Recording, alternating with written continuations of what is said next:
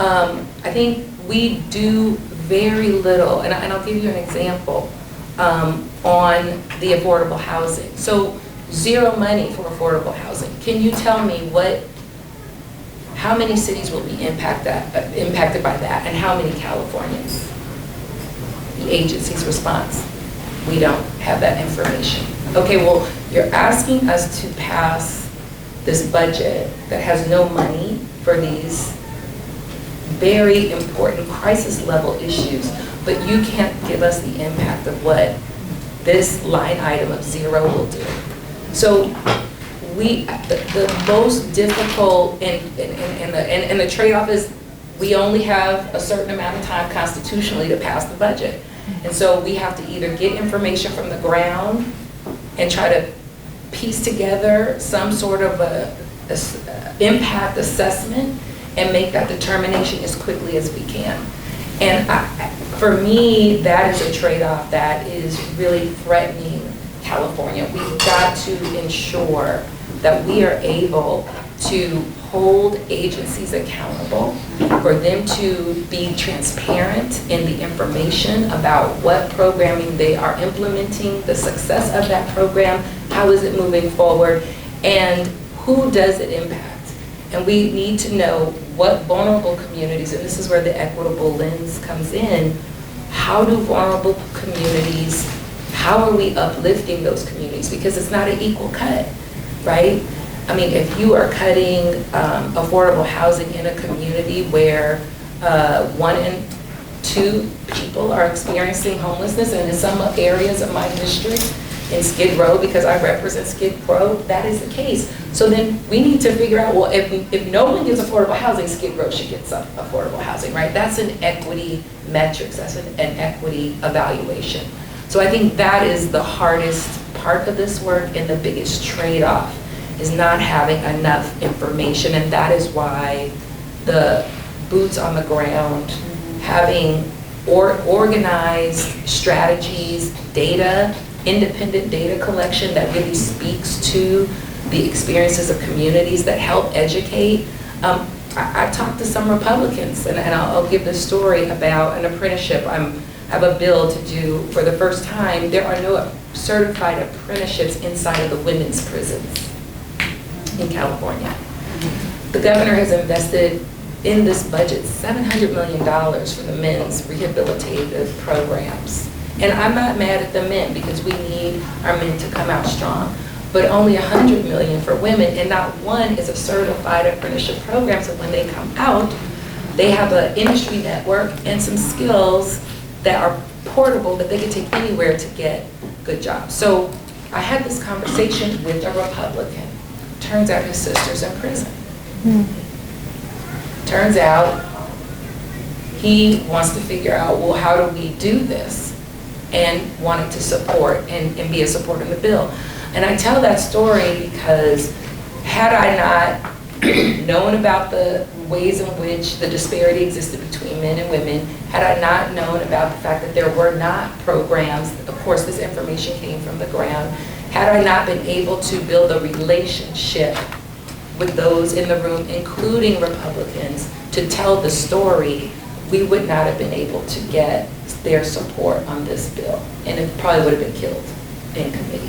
So, you know, there is an incredible value to the work that you're doing, but also the ways in which we can build relationships across the aisle, not get completely sucked into the polarization, because people still have families, they still have lived experience, they still live in a California too, where especially if they're poor, they understand, right? They understand some of these issues. We have to get to the relationship to figure out what that is and to build support for the things that our communities need.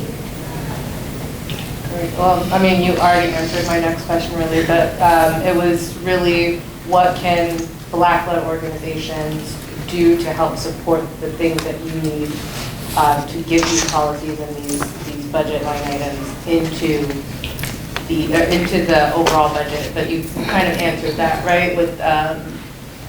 With data, we need information from folks, we need testimonials, we need stories, we need to know how the things that are happening in the state legislature is affecting our people at the ground level. Is there anything else you would say you would need most from Black organizations and nonprofits and organizers in general?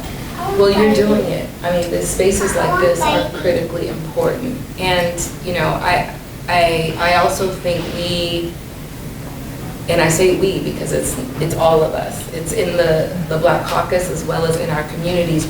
We have to begin to build a coalitional framework about our work.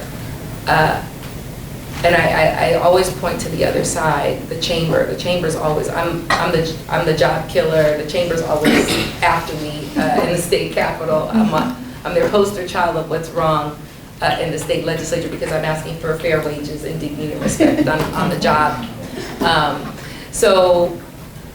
But what they do, you know, for example, you have an association that represents, right, the Chamber of Commerce represents these organizations, and you have retailers, and you might have a grocery store owners, and you might have Amazon, for example, in this chamber.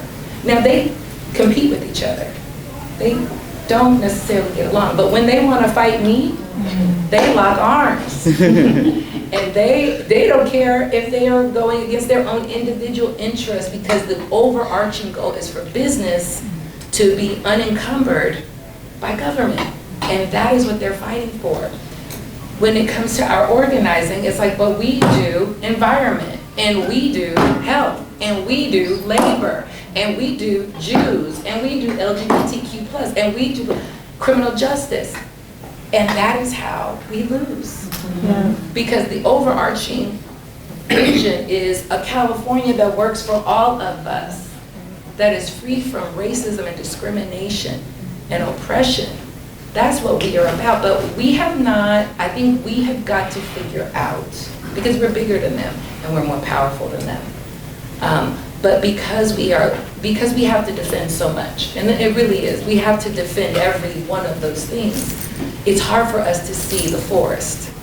But I think we need to see the forest now, because this is about dismantling our democracy. But more importantly, it is about removing the dignity, respect, and power of people of color, Black and immigrant in particular, because we have been so successful in these last 15 years. We have been so amazingly successful.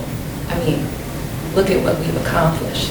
It has been from the Black Lives Matter movement alone. Let's just look at what the reproductive health movement alone.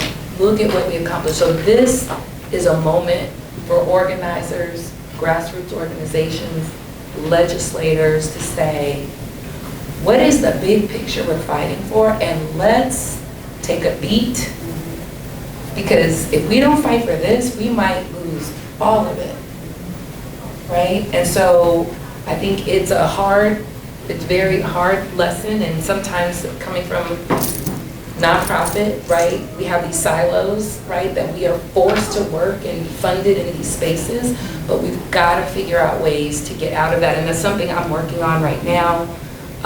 You know, the Legislative Black Caucus is deeply involved in the reparations push, and trying to look at ways to fight and show a model for how you really repair harm in communities that have this generational hurt that our communities are fighting against. That's what all of these disparities are about. And, you know, we're looking to build a bigger us within the Black Legislative Caucus to really talk about the roots of this fight that is now descending racial terror down on our communities from Washington, D.C. This is not a new energy. This is a white supremacist energy. This is the energy that created the need for us to even fight for reparations in 2025. And so that means the fight for freedom, the fight for repairing harm in whatever form that is, but in this particular, as it relates to Black folks, is a fight for everyone. And it's one that speaks directly to the forces that are in Washington right now. And so I'm working to build a table within our Black Caucus to bring voices together to really look at this issue of repairing harm and using that as a fight for us to move forward and to challenge what is happening right now in the state of California, as an example. How we build a bigger us and create a table for our Big Ten.